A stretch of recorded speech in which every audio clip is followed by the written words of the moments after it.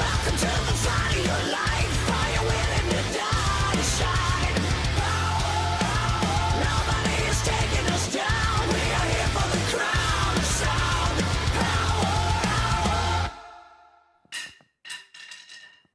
Hey, this is Josh from the Power Hour. We are here with Ville Valo. Ville, how are you, sir?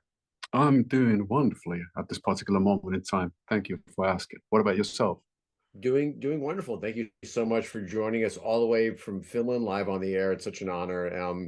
You obviously legendary frontman of HIM, 8 albums, 10 million albums sold, Grammy nominations. But this is your first time ever doing a solo record. Tell us about that. Oh yeah, I was kind of forced, after HIM disbanded in 2017, I really didn't know what to do and whether I still have anything to say musically, that is. And then when the pandemic hit, music came to my rescue once again and sort of like gave me a reason to wake up each and every morning and music is like gives me this existential right to be and breathe on this planet. That's how it's always felt for me. And since it was during the pandemic, it was really hard to get a new band together. So I started working on solo stuff by myself, literally solo, doing the Prince, Lenny Kravitz sort of vibe. Then I liked what I heard, and so did Tim Palmer, the co-producer and mixing engineer of the album. So we ended up doing it like that. So I played everything. I engineered, produced, wrote, and performed everything by myself.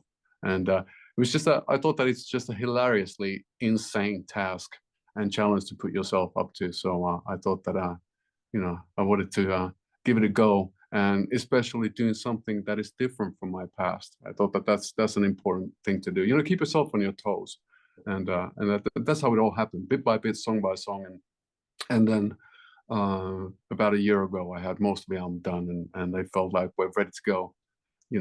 With the idea of touring and getting the album actually out to people to hear. So that's why we're here.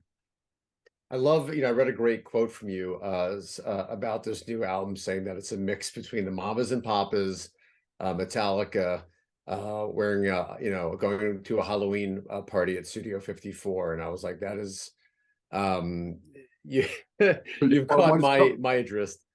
Yeah, I wanted to come up with all the goods, not just some of it. That's incredible. So you recently wrapped a European solo tour, and you're about to come to the States, and shows are already selling out. What do you think? Do you think, obviously, since HIM last toured, that there's only been sort of a longing and a hype. Are you excited for these shows coming up?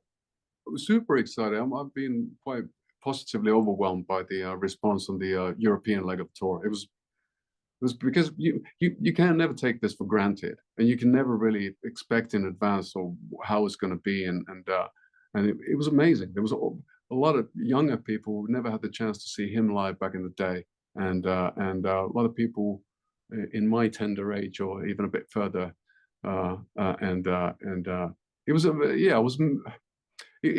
very special. It was a lot of nostalgia. As we're playing quite a bit of HIM songs with the band too, but it still has a sense of something new, like a rebirth sort of idea. Because the last time around we toured as HIM, toured in the States, it was our farewell tour, so it had this sort of melancholy vibe to it, and we knew that the end of things. But now, since this is a new beginning, it feels like springtime, which it is, on various levels. So it's good to be back, and it's great to start the tour from Philly. And there's a lot of familiar places, a lot of familiar clubs, and I'm sure a lot of familiar faces as well. So it feels surreal after all this time to be able to do this once again.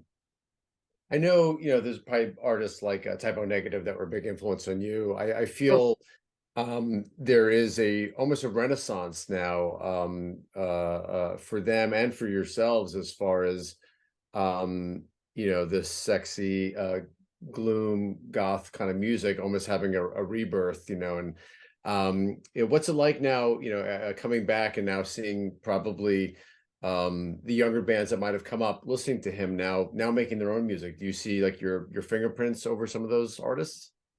No, I don't want to take the credit, because I always thought that we were just following. We were carrying the torch for Typo and Black Sabbath and all those bands, and I think you have to be, or at least I think I have to be quite humble. There's a lot of masters we sort of like ingeniously try to steal from. Not too much to Right. get caught, but still. We succeeded, and we're able to continue doing that for such a like 25 years plus. So it's amazing to be back, and it is indeed quite odd to meet people who said that their parents were listening to him stuff, or that they started to listen to him when they were 10 years old, and it feels great because I was just talking to my mom regarding aging, and we came to the sort of like the we started with, oh, she said to me that human beings were like candles. The wick is the same, but we melt on the outside. But the ideas are exactly the same how we were when we're 12 or 14 or whatever.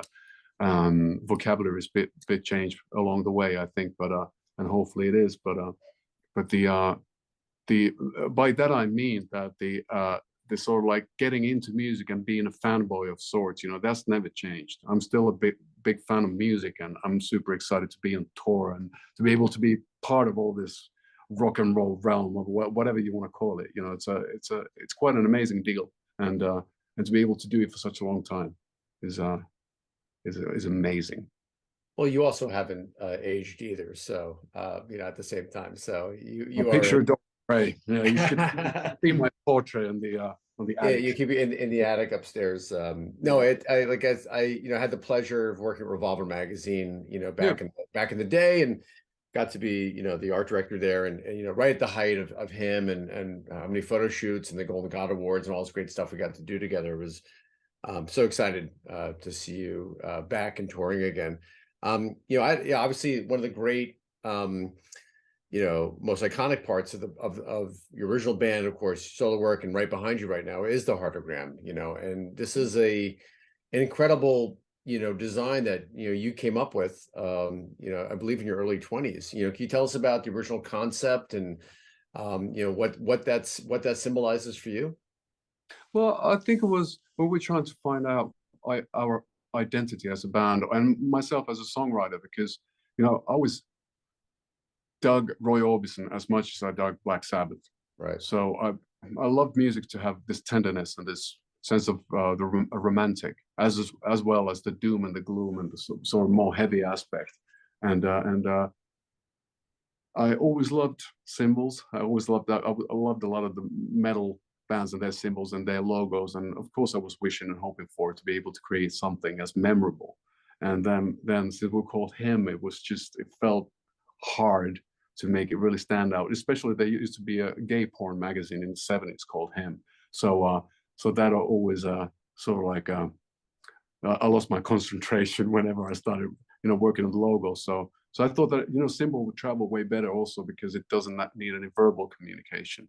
And since I come from a country with a lot of black metal, and that was the mid '90s. That was the time when the churches were burning in Norway, and it was a big deal. The sort of like Satanic Panic Part 2, and I wasn't a big fan. So I thought that it's a sort of like a tender way of lifting a middle finger up to people who take themselves a bit too seriously, and call what we do love metal, and then come up with a symbol that is a combination of a heart and the pentagram, and call it the Heartagram.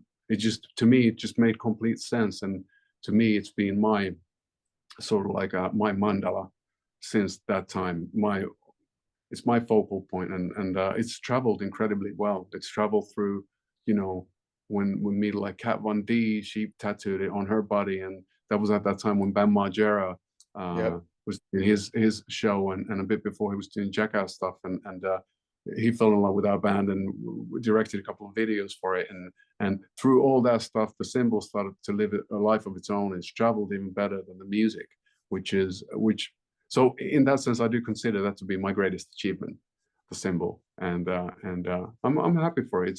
It's quite special to see how it still seems to resonate with people and means different things to people, and means maybe the camaraderie between people who've met along the way, with him being the soundtrack to their friendships or their relationships and all that stuff. And I feel it's really special, you know. So I don't know what the heck went on in my brain when I came up with it, but I'm definitely happy that I did.